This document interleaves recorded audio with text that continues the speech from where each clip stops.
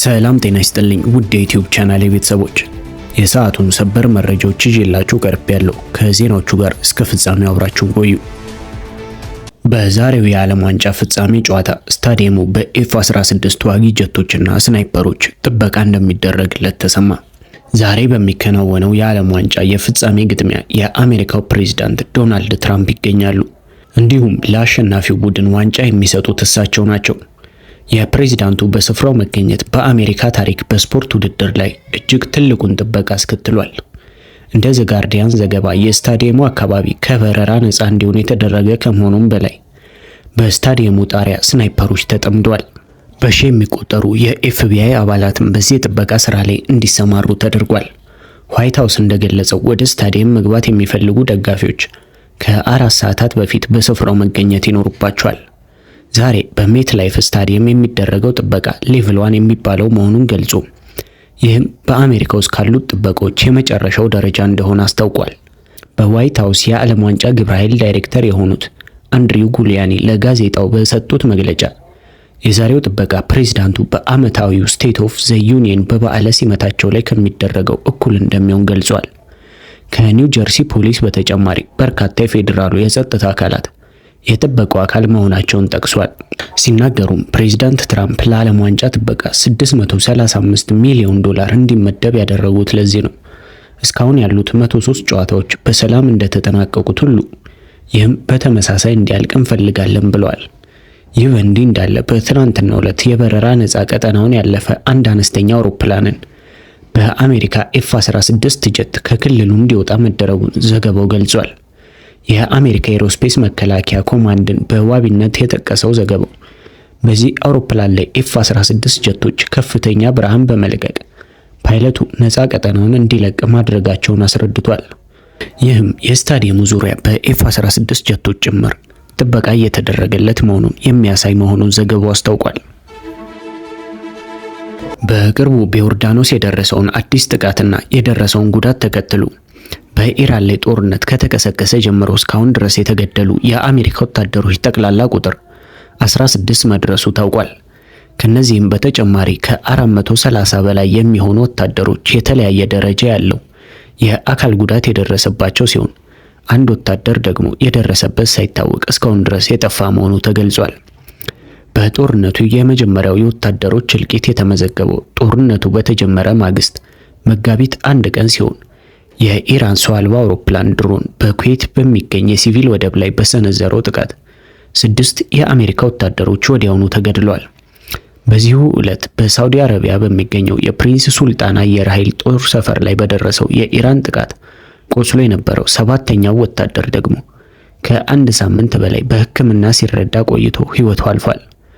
በመቀጠልም መጋቢት 12 ቀን የአሜሪካን ወታደራዊ ዘመቻ በመደገፍ ላይ የነበረ የኬሲ 135 የነዳጅ መሙያ አውሮፕላን በኢራቅ ውስጥ በመከስከሱ ምክንያት 6 ተጨማሪ ወታደሮች ሕይወታቸውን አጥተዋል። የአሜሪካ ጦር ኃይል አደጋው ከሌላ አውሮፕላን ጋር በተያያዘ ባልተገለጸ ምክንያት የተከሰተ መሆኑን አስታውቆ የአደጋው መንስኤ የጠላት ጥቃት ወይም በስህተት የተተኮሰ የጓደኛ ጦር ተኩስ አለመሆኑን በምርመራው አረጋግጧል።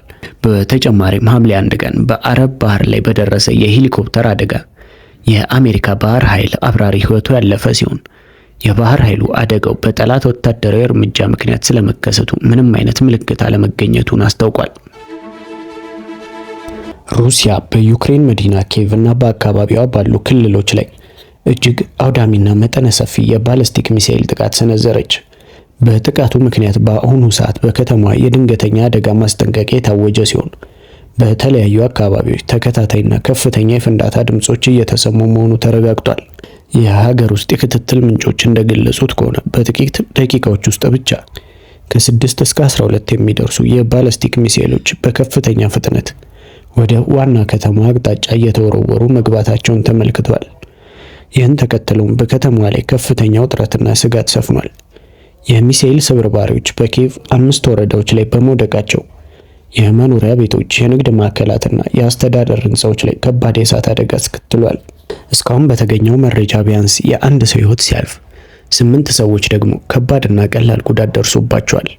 የዩክሬን የአየር መከላከያ ስርዓት ሚሳኤሎቹን ለመመከት ጥረት እያደረገ ቢሆንም የኢንተርሴፕተር እጥረት በመኖሩ ከተማዋ ለከፋ አደጋ መጋለጧ ተነግሯል።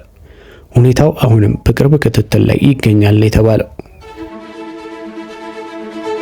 የኢራን እስላማዊ አብዮታዊ ዘበኛ ኃይል በዮርዳኖስ፣ ኩዌት፣ ኦማን እና በሌሎችም ሀገራት በሚገኙ የአሜሪካ ወታደራዊ የጦር ሰፈሮች ላይ ከባድ ምት ማሳረፉንና ይህንኑ ቁርጠኝነት አጠናክሮ እንደሚቀጥል አስታውቋል። የእዙ ከፍተኛ አዛዥ የሆኑት ብርጋዴር ጀነራል ያዶላ ጃቫኒ በቴሌግራም ማህበራዊ ገጻቸው ባስተላለፉት መልእክት አሜሪካውያን በዚህ ጦርነት የደረሰባቸውን ወታደራዊ ሽንፈት በወታደራዊ እርምጃዎች ለማካካስና የሆርሙዝ የባህር ወሽመጥን ከጦርነቱ በፊት ወደ ነበረበት ሁኔታ ለመመለስ እየሞከሩ ነው፣ ነገር ግን በእርግጠኝነት ስኬታማ አይሆንም ሲሉ ገልጿል። ጀነራሉ አክለው የኢራንን የበላይ መሪ አሊ ካሜኒን ለገደሉ አካላት ጠንካራ የበቀልና የቅጣት እርምጃ እንደሚጠብቃቸው የዛቱ ሲሆን ጥቃቱን የፈጸሙት ግለሰቦች ከእንግዲህ ወዲህ ከሰላማዊ እንቅልፍና ከምቾት ጋር ሙሉ በሙሉ ሊሰናበቱ እንደሚገባ አስጠንቅቋል። ዶክተር ደብረጽዮን የግዳጅ ወታደራዊ ምልመላ አዋጁ ዓለም አቀፍ ተሞክሮን መሰረት ያደረገና ተገቢ ነው አሉ።